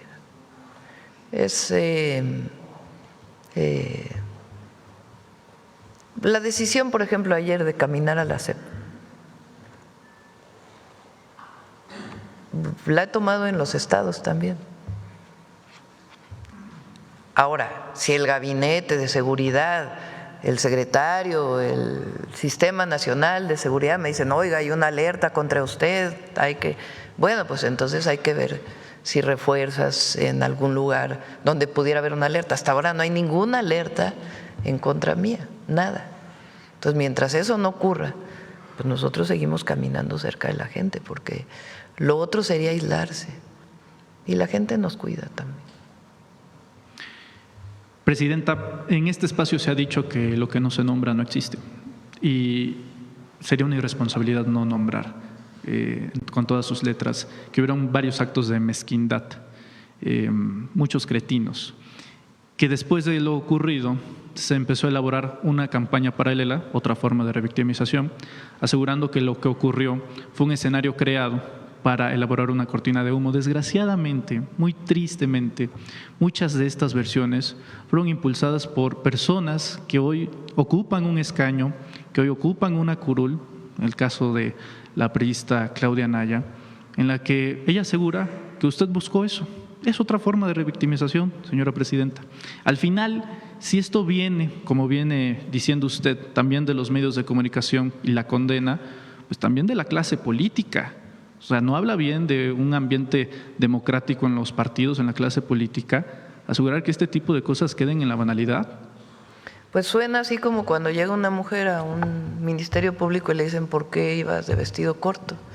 Porque se lo buscó la presidenta por andar caminando. Háganme favor. ¿Cómo? Además de una mujer. Entonces, es un tema de fondo para las mujeres mexicanas y para toda la sociedad, no solo para las mujeres, porque aquí somos todos los que tenemos que hacer una reflexión de esto. Entonces sí, tuvo ahí la tendencia de montaje. Imagínense nada más, ¿no? Ni vale la pena mencionarlo, la verdad. Pero sí mencionar cómo fue que ocurrió, ¿no? esta circunstancia. Y es importante que hagamos no solo la reflexión, sino la acción. Que esto que viví nos ayude a toda la sociedad a visualizar esta situación que viven las mujeres mexicanas, que vivimos las mujeres mexicanas y que no debe ocurrir y que además es un delito. Entonces, y me corresponde, así como me corresponde dirigir los destinos de la nación por voluntad del pueblo de México, también cuando dije llegamos todas, tiene que ver también con esto, de que en efecto las niñas se sientan seguras y libres en nuestro país. Permítame cambiar de tema, Presidenta. El día de ayer, en el Congreso, concretamente en la Cámara de Diputados, más allá del show de la oposición y de los posicionamientos rupestres, llamó poderosamente la atención un simbolismo, y es que durante la intervención del grupo parlamentario del PRI, por cierto, en tribuna, el parlamentario, se trata del plurinominal porril y pusilánime Carlos Mancilla, uno de los que cometió delitos en la casa de Jicotencolt hace unos meses en contra de la mesa directiva, se le vio al grupo parlamentario del PRI justamente con una de las banderas de One Piece que buscan hacer esta convocatoria el 15 de noviembre a través de una confusión con un movimiento derivado en Nepal. Y para contextualizar lo grave y lo delicado, justamente en Nepal sí se dan protestas, pero también se llevan a cabo asesinatos a la clase política en la casa de gobierno. Se espera reproducir algo de ese estilo este próximo 15 de noviembre. Supuesta y presuntamente se habían presentado como un movimiento partidista, sin embargo ya aparece hoy bajo las láminas del Partido Revolucionario Institucional. Si le merece algún comentario, presidente. Pues sí, ¿no? Fíjense, esta movilización que aparece en las redes llama la atención, voy a ponerlo así, llama la atención que está lleno de inteligencia artificial, cuentas que no tienen identidad, particularmente en TikTok, y pura inteligencia artificial de manifestaciones. Hay algunas personas visibles, pero ahora pues quienes se hacen visibles pues es justamente el PRI, algunos del PAN, algunos de otros partidos, o personas o cuentas que están muy identificadas con la derecha mexicana y que están convocando, que tampoco tienen identidad. Identidad me refiero a que tienes una red social, pues pones tu fotografía, tu nombre, o pones algún otro nombre, pero sabe las personas quiénes eran. Ahí eso se vale pues en las redes sociales. El tema es que llama mucho la atención que la convocatoria a esta manifestación de, ¿cómo se llama? Generación Z. Sí. Que por cierto, cantidad de cuentas no identificadas con pura inteligencia artificial, puros imágenes, videos que están construidos en inteligencia artificial, que hoy es muy fácil, ¿no?, hacerlo, con pues distintos aplicaciones, no sé cómo se dice, programación de inteligencia artificial, que es muy accesible poder hacer todos estos videos, ¿no? Entonces eso llama la atención, pero lo que más llama la atención es que el PRI se suba, digo, para documentar a todos, ¿no?, con esta imagen a la tribuna. Por cierto, bastante, no tiene mucho que ver con la edad, ¿verdad?, de quien se subió con la imagen a la tribuna. Entonces sí, para que, pues, es muy importante el derecho a la información. Y si las redes sociales son muy buenas en muchos sentidos, también hay, a todos los que las usamos, es muy importante pues que indaguemos un poco más a la hora de ver una imagen, más ahora que todas las redes sociales ya tienen esto que en inglés le llaman el scroll, ¿no?, que es esta forma de que vas pasando muy rápido las imágenes. Si antes te detenías 30 segundos, 1 minuto, 2 minutos a ver un video, ahora se han reducido los tiempos a 5 segundos. Y a través de esos 5 segundos que te detienes en una imagen, se hace un algoritmo para que ya todo lo que te salga tenga que ver con esos 5 segundos que te detuviste en esa imagen, y ya lo usan prácticamente todas las plataformas de redes sociales. Entonces, a los jóvenes en particular, a las jóvenes, pero a todos, que seamos muy cuidadosos de analizar lo que vemos en las redes, qué es información, qué es propaganda y qué es también el uso manipulador también, pues, de un movimiento que hubo en otro país para poder supuestamente generar un movimiento en México. Entonces, es muy importante que todos los que usamos las redes sociales tengamos eso muy en cuenta, que seamos siempre reflexivos, porque la red social te genera una imagen y se queda, ¿no? Hay que ver la imagen y hay que reflexionar sobre ella, y estas horas y horas que se pueden pasar los jóvenes moviendo las imágenes de las redes sociales, pues que haya reflexión y crítica sobre ello, que no sea solamente una vista y nada más. Que, por cierto, nada más para abonar, el líder de Generación Z, porque la cuenta que actualmente se ve en Twitter no es nueva, en realidad estaba desactivada desde 2024 y era uno de los apéndices digitales de la campaña de Xóchitl Gálvez. El líder original de los servidores de Generación Z se ha deslindado totalmente y de hecho denuncia la usurpación del nombre y de las cuentas, y que ha sido pues cooptado por la ultraderecha. Eso es lo que ha mencionado el líder original de ese movimiento. Muy interesante. Sí.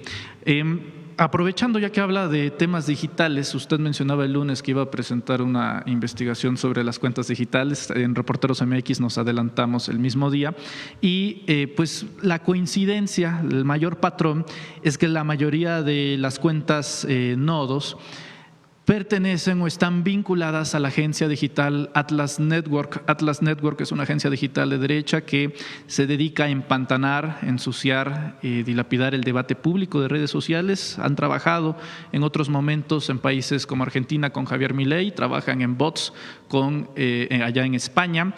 Y dato importantísimo a destacar es que el director regional de Atlas Network es León Salinas, primo de Ricardo Salinas Pliego. Entonces, preguntarle sobre la contaminación de redes sociales, si el gobierno va a permanecer con la misma política de siempre o va a haber regulación. ¿Qué opina? Es muy difícil regular. Se puede discutir y abrir el debate, pero es complejo la regulación. De todas maneras, creo que hay una parte de ética relacionada con la inteligencia artificial que es muy importante y que está siendo regulada ya en muchísimos países del mundo, que es importante discutir. Pero ahora en el detector de mentiras está dedicado justamente a toda esta campaña que se vivió y el análisis de estas redes. Pero es muy importante lo que mencionas, porque esta organización en efecto es una organización de ultraderecha que no solamente actúa en México, sino en muchos países, particularmente de América Latina, y lo hace no con un debate público relacionado con posiciones ideológicas o políticas, sino a través de la manipulación de imágenes y del pago con mucho dinero de todos estos que les llaman bots, robots, que en realidad no son números de cuenta relacionados con una persona, sino son múltiples cuentas que por dinero están publicando lo que se ponen de acuerdo para poder levantar tendencias y que sea pues una manipulación. También muchas de las cuentas estuvieron relacionadas con narcogobierno en su época y todo aquello de narcopresidente que vivió el presidente López Obrador, porque parece como que de la nada hubo orgánicamente mucha gente usó las redes para manifestarse. Y sí hay una parte de ello, pero resulta que es bastante menor. Y lo que hacen con esto es, además de publicar y generar tendencias, pues impulsar que otros crean esto que son mentiras para poderse vincular. Entonces sí es una forma de actuación que además viene del extranjero. Para finalizar, Presidenta, el día de ayer ganó en Nueva York el alcalde electo, Zoran Mamdani. Es el primer alcalde inmigrante de Nueva York, moreno. Y en campaña, él señalaba en algún momento que le admiraba a usted. Es un momento bastante particular en los Estados Unidos con esta victoria de este alcalde, y debido a esa admiración o ese vínculo que tiene él de usted en redes sociales, preguntarle si el gobierno mexicano, si usted o su gobierno estaría interesado en reforzar los vínculos con la ciudad de Nueva York, además de los temas económicos, principalmente porque hay una comunidad muy importante de mexicanos allá en la ciudad de Nueva York, y desde luego si tiene alguna opinión al respecto. Pues muy interesante lo que ocurrió ayer para el análisis de todos. Nosotros tenemos que ser muy respetuosos de la política estadounidense y de todos los países del mundo. Siempre hemos definido que son los pueblos del mundo quienes deben definir quiénes los gobiernan, en cada país, en cada ciudad, en cada región, en cada estado. Pero interesante lo que ocurrió en Nueva York. Muchas gracias, presidente. Gracias. Vamos para acá luego. Buenos días a todas y todos. Carlos Navarro de Heraldo Media Group. Presidenta, ¿qué tiene de distinto este Plan Michoacán por la Justicia y la Paz de los que se presentaron anteriormente en administraciones anteriores, Presidenta? El de Peña Nieto llegó a declarar la guerra y, repito, fue el permiso para matar, que generó enorme sufrimiento al pueblo de México. Segundo, el de Peña mandó un comisionado que se reunió con las entonces autodefensas y buscó un acuerdo con estas autodefensas. El nuestro es un plan integral que tiene que ver con la propia sociedad michoacana y que tiene que ver con la atención a las causas y también la seguridad. Y es de construcción de paz, no es de declaración de guerra, que es muy distinto. Entonces, y lo vamos a hacer con el gobernador, con presidentes y presidentas municipales, con los núcleos agrarios, con los pueblos indígenas, con jóvenes que quieran ser parte de este plan, y se van a dedicar recursos para educación, para cultura, para deporte, para infraestructura, y al mismo tiempo un plan contra la extorsión y el reforzamiento de la seguridad.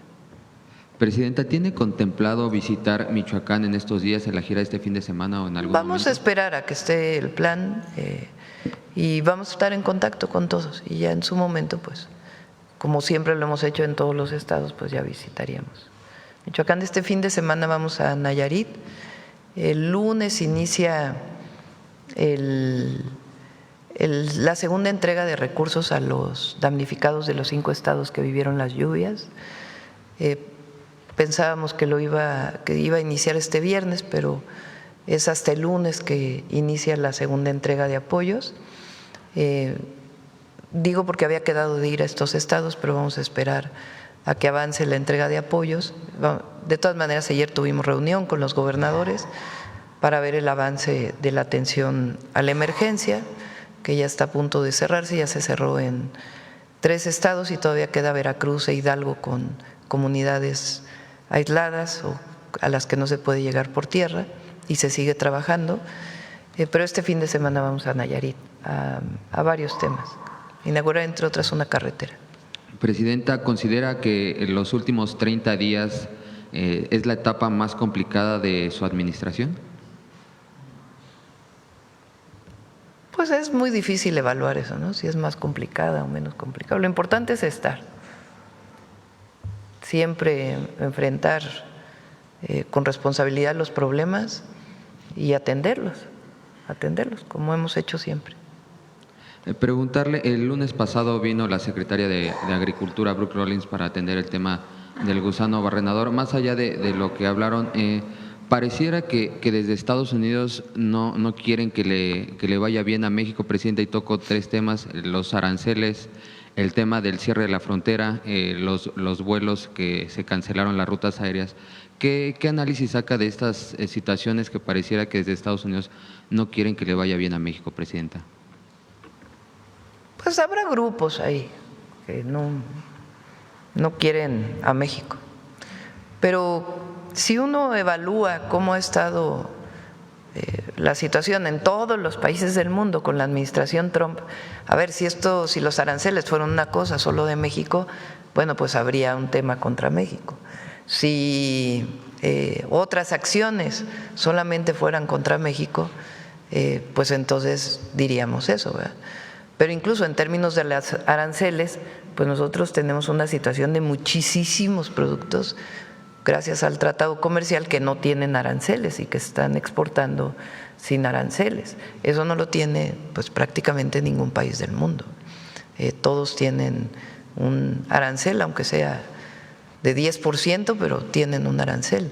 Nosotros seguimos trabajando para que los aranceles del llamado decreto 232, que son en acero, aluminio y automotriz, aunque tenemos un descuento por la parte que se fabrica en Estados Unidos, pues sigamos bajando los aranceles. Y en el tema del gusano barrenador, lo que hay que demostrar es que no hay riesgo. La secretaria de Agricultura me decía es que hace 50 años pues hubo un problema muy grave de contaminación de gusano barrenador en México y en Estados Unidos, y esto afectó muchísimo a la ganadería y tardó 10 años en levantarse. Justamente porque después ya no hubo este problema, pues muchas medidas preventivas se redujeron. Entonces, tendemos más a pensar que es un tema de que no quieren la contaminación a que sea un tema relacionado con México. Pero de todas maneras, nosotros decimos que si hay alguna intencionalidad, como lo he dicho en otras ocasiones, México no es piñata de nadie y que a México se le debe respetar. Y por último, si tiene una opinión, ayer se aprobó el presupuesto de egresos de la Federación, 10 billones de pesos para 2026. ¿De qué forma se van a ejercer estos recursos, Presidenta? Educación, salud, vivienda, infraestructura pública, programas de bienestar. Esencialmente, infraestructura pública, estamos hablando de los trenes, obras de agua, obras carreteras, hospitales, escuelas y la garantía de todos los programas de bienestar. Muchas gracias, buen día a todas y todos. Vamos, a ver la compañera para cerrar aquí enfrente y luego vamos para… Gracias, Presidenta. Buenos días.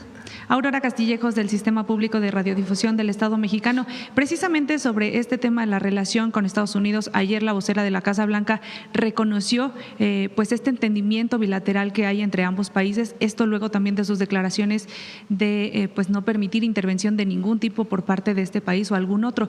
¿Qué opinión le merece este reconocimiento que ya hace propiamente la vocera y pues explica también que hay un respaldo o que hay pues sí, hay un entendimiento directamente con el presidente Trump?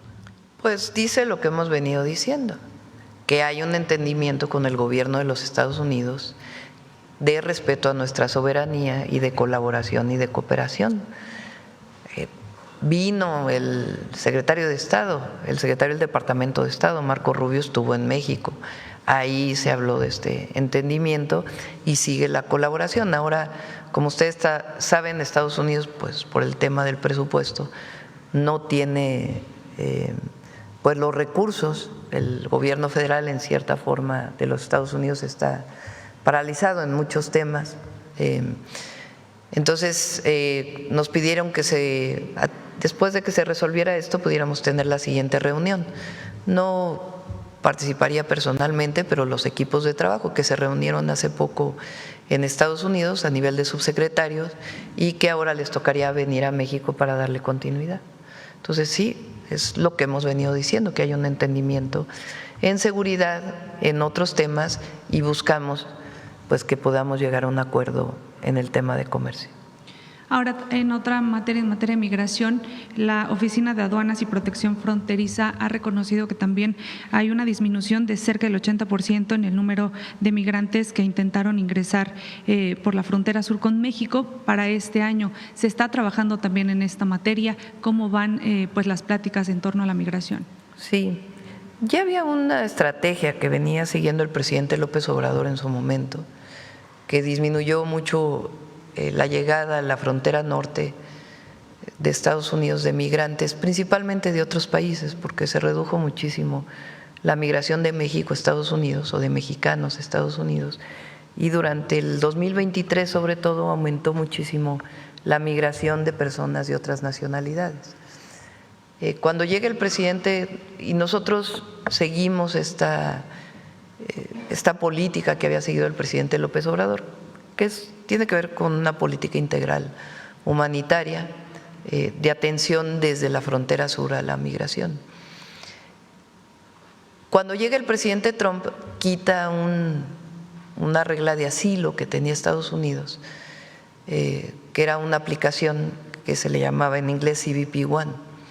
Al quitar esta aplicación, inhibe que mucha gente quiera llegar a Estados Unidos y además, pues evidentemente, esta visión que tiene el gobierno de Estados Unidos. Entonces, todo eso ha disminuido mucho la migración. Nosotros, de todas maneras, estamos atendiendo la migración en todo el territorio.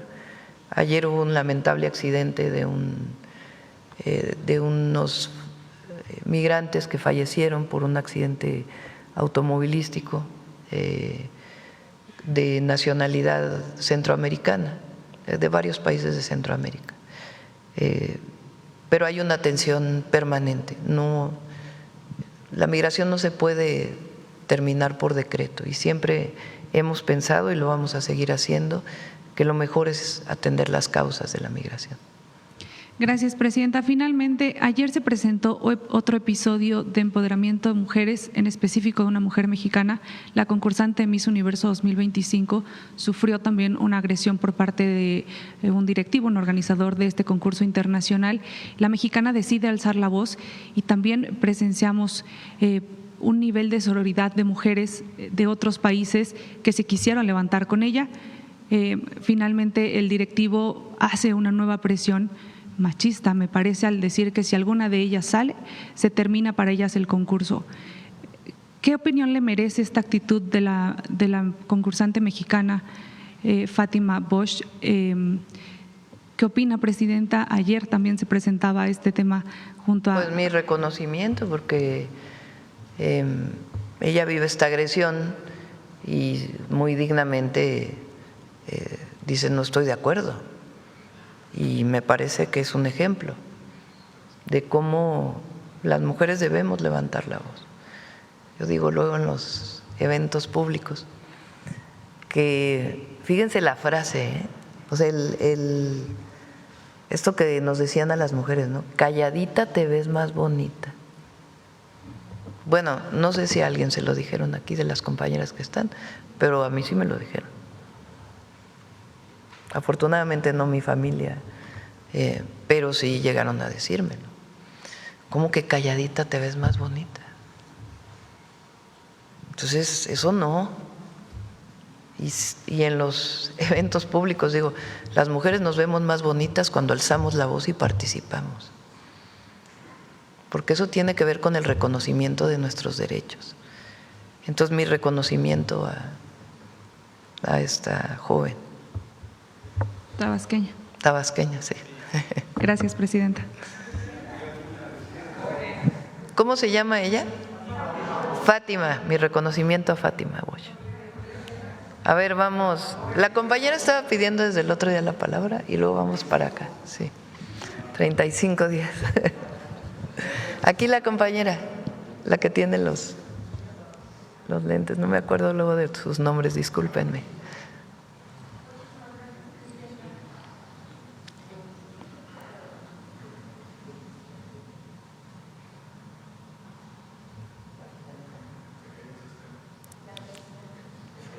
Ahí hay otro. Sí, me escucha. Es que si no, no te escuchan en las redes. Ok, muchísimas gracias, Presidenta. Janet Galindo, de Grupo Transmedia La Chispa. Presidenta, quería preguntarles, en este plan hídrico de tecnificación, aproximadamente para cuándo, ahorita lleva un avance del 40%. Pero aproximadamente ¿cuándo creen que se pueda llegar ya a un 100% este plan? Bien, es una pregunta interesante. Todos los, como lo comentamos al inicio, todos los programas se están realizando de manera conjunta con los agricultores. Entonces, eso también establece los tiempos de trabajo.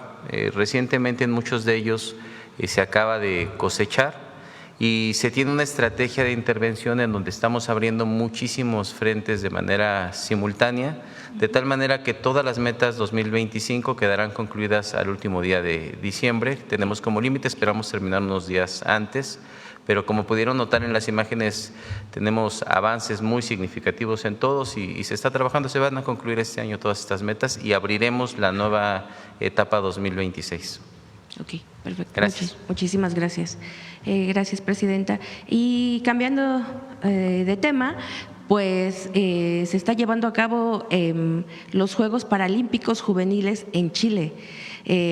México ha logrado hasta el momento 33 medallas, colocando así a México en los Juegos Paralímpicos. Me lo debes lugar. Para que no lo debes aquí a todos para que hagamos el reconocimiento. Sí, colocándose así a México en el tercer lugar. ¿Qué opina usted? Bueno, además de que qué mensaje le mandaría a pues todos los competidores paralímpicos jóvenes, pero además de esto, bueno, ¿qué opina de todo el esfuerzo que hacen ellos y que finalmente las delegaciones muchas veces las delegaciones de paralímpicos son los que logran un gran avance y logran colocar a México en una muy buena posición a nivel mundial. Nuestro reconocimiento, nuestra felicitación en un atleta paralímpico, paralímpica, hombre, mujer, es un esfuerzo, todos son reconocidos, pero hay un esfuerzo especial, porque frente a alguna situación de discapacidad, ellos se levantan y logran estos grandes reconocimientos y ponen muy en alto el nombre de México.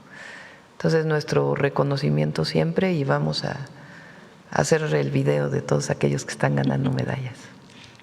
Muchísimas gracias, presidenta. Vamos para acá a ver la compañera acá de Guerrero. Gracias. Citlali Guerrero de Bajo Palabra. Bueno, primero mi solidaridad con usted y también muchas gracias por poner este ejemplo a las mujeres mexicanas, ¿no? Bueno, yo la semana pasada usted anunció aquí que se va a hacer una colección especial de escritoras latinoamericanas en compensación por la falta de equidad de género de la colección 25 para el 25. Entonces, preguntarle qué institución va a hacer la selección, si el Fondo de Cultura Económica o la Secretaría de Cultura, y para cuándo estaría esta colección y si también se van a imprimir 2,5 millones de ejemplares, pues para que las mujeres también tengan la misma oportunidad de ser leídas. Sí, se hizo mucha polémica ese día. Es muy importante la colección de 25 para el 25 y está relacionado con el boom latinoamericano. Ahora es importante igual que se reconozca a todas las mujeres escritoras. Entonces sí, sería a través del Fondo de Cultura Económica, y le pedí a Claudia Curiel pues que participara para ver qué textos van a elegirse, si es de todas las épocas, si solo son mexicanas, si son latinoamericanas. Entonces la van a elegir. También recuerden que tienen que conseguirse los derechos de autor, porque 25 para el 25, como fue 21 para el 21, tiene la característica de que es gratuita, son libros gratuitos. Entonces tienen que conseguirse los derechos de autor, la autora o quien tiene los derechos de autor, la editorial tiene que estar de acuerdo. Entonces es todo un proceso, pero sí, el objetivo es tener una colección de libros gratuitos de escritoras, ya veremos si es mexicanas, latinoamericanas, internacional. ¿Y para cuándo estaría y si se imprimiría? Para el próximo año, para el próximo año. Y vamos, los 2,5 millones se consiguieron porque no solamente son recursos del presupuesto del Instituto Nacional para devolverle al pueblo lo robado. No es que sea recurso del presupuesto, sino del INDEP, de lo que incauta, sea Fiscalía General o a través de medios administrativos. Se consiguen recursos, van para becas de deportistas, y en este caso se decidió que fueran para los libros. Pero los 2,5 millones tienen que ver con que también la Ciudad de Buenos Aires le puso recursos, con que algunos países como Colombia decidió ponerle recursos. En este caso no participó Brasil porque es en español la colección y allá hablan portugués. Pero otros países, incluso ciudades, gobiernos, participan en este proceso. Entonces, un acuerdo colectivo. Vamos a ver si se puede hacer el mismo acuerdo colectivo, y si no, de todas maneras que haya suficientes ejemplares para regalarlos en nuestro país. Muchas gracias, presidenta. Diversos medios han contabilizado que en su primer año del sexenio van 10 alcaldes asesinados, 3 de ellos de Guerrero. El primero, Alejandro Arcos Catalán, ¿no?, asesinado a días de haber asumido su presidencia, el 6 de octubre del año pasado. Preguntarle qué avances hay en la investigación, si solamente hubo un solo autor intelectual, en este caso el militar retirado Germán Reyes, que se encuentra en prisión, o si hay más elementos del ejército involucrados en este terrible asesinato.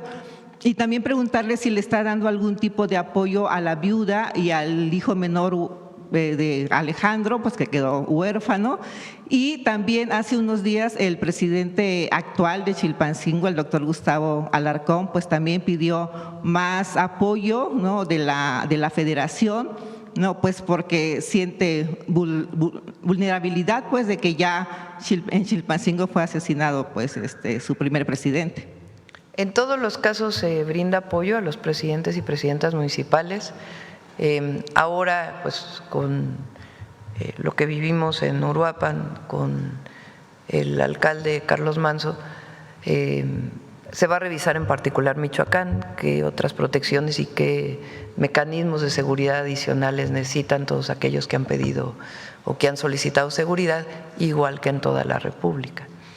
En particular, en el caso del presidente municipal de Chilpancingo, le pediría el martes que lo pudiera explicar el secretario de Seguridad, el Gabinete de Seguridad. No hay otros militares involucrados, en particular esta investigación que se hizo y esta detención. Y en su momento hubo acercamiento a la familia y la familia pidió, no solicitó apoyo ni económico. En general, a todas las víctimas, porque no solo en caso de presidentes o servidores públicos que hayan vivido una situación o un homicidio de alguno de sus miembros, sino en general hay una ley que es la ley de víctimas y hay todo un proceso que tiene que ser determinada como víctima a través de ciertos procesos y se les brinda apoyo, sea por un caso de homicidio o también por casos de accidentes o de alguna otra situación en donde haya fallecido un familiar. Gracias, presidente. Con el asesinato del presidente Carlos Manso, tal parece como que se puso a prueba la vulnerabilidad del Estado. Bueno, y usted lo ha reiterado y lo ha dicho hoy también, ¿no?, en esta conferencia, que no va a declarar la guerra al crimen organizado. Pero tal parece como que el crimen organizado sí les ha declarado la guerra a los políticos, ¿no? Digo, por esta serie de asesinatos de presidentes municipales, de excandidatos, casi de todos los partidos. Entonces, preguntarle, ¿no?, qué hacer ante este desafío, pues porque ellos sí han declarado la guerra a la clase política. Cada caso es diferente. Hace poco lo preguntó uno de sus compañeros, implicando lo mismo que estás diciendo. Cada caso es distinto. No puede decirse, como lo dices, de que hay una decisión de algún grupo de la delincuencia organizada para atacar a servidores públicos. Cada caso de donde ha habido un homicidio es distinto. En algunos casos, pues lamentablemente no tiene que ver con un tema de por ser autoridad, sino porque había alguna implicación dentro de la delincuencia organizada. Por eso cada investigación tiene que decir cuál es la detención, la justicia, porque todos en este país merecemos eso, porque además lo dice la ley y la Constitución, y tenemos que trabajar para la cero impunidad, que lo planteé desde el primer día de mi gobierno. Pero cada caso es diferente. Entonces nosotros no consideramos que haya una situación así. Y también en el caso del alcalde de Uruapan, de Carlos Manso, también tiene que hacerse todas las investigaciones para que no solamente quien fue autor material, sino quiénes participaron y cuál fue el móvil de este lamentable homicidio. Gracias. Por último, presidenta, preguntarle qué mensaje le daría a sus funcionarios que tienen aspiraciones políticas para el 2027 y que, por ejemplo, en el caso de Guerrero andan repartiendo volantes casa por casa y en las calles pues para darse a conocer. Ya se los dije, quien tenga aspiraciones políticas, aspiraciones para un cargo público, vamos a decirlo así, para participar en las elecciones, tiene que renunciar. No puede utilizar su cargo público para promocionarse. Entonces, si alguien es legítimo que alguien quiera ser diputado, gobernador, presidente municipal, gobernador, gobernadora, pero no puede utilizar el cargo público, además de que eso la ley lo prohíbe, nosotros no estamos de acuerdo. Entonces, si hay alguna persona que tenga ese deseo, tiene que renunciar a su espacio en el gobierno y en todo caso pues dedicarse a hacer campaña dentro de los marcos de la ley electoral. Muchas gracias. Sí. Bueno, yo creo que ya, ¿no? Son 9:29. Mañana, ¿les parece? A ver, mañana Oaxaca. Mañana está bien, mañana ya llevas 35 días sin preguntar, ya. Te toca. Y mañana lo distribuimos. Para mañana, ¿cómo va la canción? Vamos con el detector de mentiras. Con su permiso, Presidenta, buenos días a todas y todos. Como hemos visto en otras tragedias y con una virulencia incrementada por la acción coordinada en redes sociales, políticos de oposición, comentócratas y medios de información utilizaron el homicidio del alcalde Carlos Manso para atacar al gobierno federal y a la Estrategia Nacional de Seguridad. Quienes se dedican a difundir falsedades promovieron una campaña coordinada sin precedentes en redes sociales con el uso de bots desde el extranjero, medios de comunicación y prensa. Veamos el video del detector de mentiras de esta semana.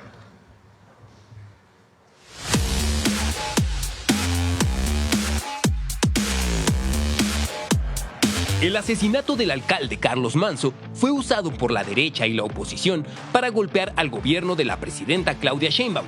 Después de conocerse el crimen contra Carlos Manso, inició una campaña digital y mediática para usar la tragedia con fines políticos, con el uso de bots y una red internacional para magnificar los mensajes, responsabilizando al gobierno de México del asesinato. Las tres principales mentiras ampliamente difundidas fueron las siguientes. 1. El gobierno federal abandonó al alcalde de Uruapan, Carlos Manso. Carlos Manso no fue asesinado. El gobierno dejó que lo asesinaran. El alcalde de Uruapan pidió una y otra vez que le mandara más apoyo. El gobierno no quiso escucharlo. El gobierno lo abandonó. Pidió ayuda una y otra vez y lo ignoraron. Señaló que el caso pone en evidencia la ausencia de Estado y el abandono de las autoridades. Un agravante del asesinato de este valiente presidente municipal, Carlos Manso, es que el gobierno federal lo dejó solo contra los criminales que lo querían muerto. Manso había solicitado apoyo para fortalecer a la policía municipal, para erradicar extorsión, para no darle espacios a los grupos criminales. Solicitud que no fue atendida y le costó la vida. ¡Mentira! El 3 de noviembre se informó que Uruapan cuenta con una compañía permanente de la Guardia Nacional y personal de infantería del Ejército que se encontraban en coordinación constante con el alcalde Manso. 2. El gobierno de México mandó a matar a Carlos Manso. Esto no es un hecho aislado. A Carlos Manso lo asesinaron los de Morena por una razón, porque lo dejaron solo, porque lo abandonaron. Yo acuso del asesinato a Carlos Manso a dos asesinos, Andrés Manuel López Obrador y Claudia Sheinbaum. Fue un crimen de Estado, de un Estado sordo y ciego a los gritos de auxilio, de un Estado arrogante y antipático, lejano y soberbio, corrupto y por lo tanto cómplice. ¡Mentira! El fiscal general de Michoacán, Carlos Torres Piña, informó que las principales líneas de investigación del homicidio de Carlos Manso están relacionadas con el crimen organizado. La Fiscalía General del Estado va a continuar agotando todas las herramientas de investigación pertinentes para el esclarecimiento de este hecho, en lo que se advierte la participación, por supuesto, del crimen organizado. 3. México es un estado fallido. Este es un estado fallido. Aquí no hay gobierno. El gobierno no existe. No tienen ningún resultado, no hay ninguna estrategia, no hay ningún elemento que nos permita ver que a México le va a ir bien. El asesinato de Carlos Manso puede prender la mecha que todos estamos esperando para reaccionar en contra de un gobierno demagogo, populista, antidemocrático, antirrepublicano como es el de la Cuarta Transformación. ¡Mentira! La Estrategia Nacional de Seguridad del Gobierno de México logró la disminución del 32% en el promedio diario de homicidios dolosos y la detención de 34.690 personas por delitos de alto impacto. Estas falsedades se difundieron y amplificaron también en una campaña coordinada de desinformación en la red social X con el uso de bots en México y en el extranjero. No hay precedente de una campaña similar.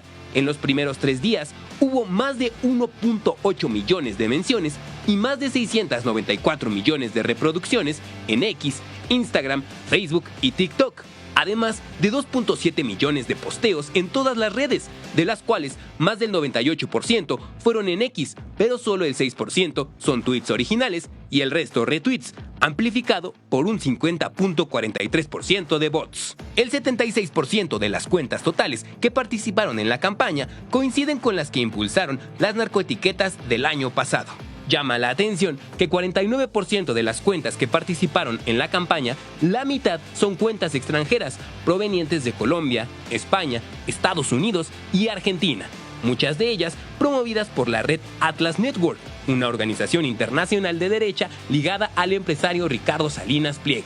Las principales cuentas ligadas con esta campaña son @JJ Díaz Machuca, @Lili Telles, @libro_negro, @Artur013, @Héctor Rosete, @LauraMex, @M López San Martín y @Javier_Alatorre. La campaña repitió mensajes culpando al gobierno y a la presidenta del ataque al alcalde y además promovieron las manifestaciones violentas con llamadas a movilizarse en todo el país.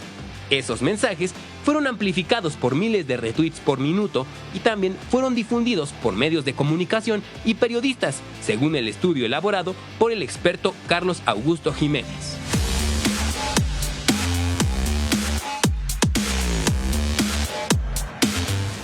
Muchas gracias, Presidenta. Gracias. Buen día. ¿Leo?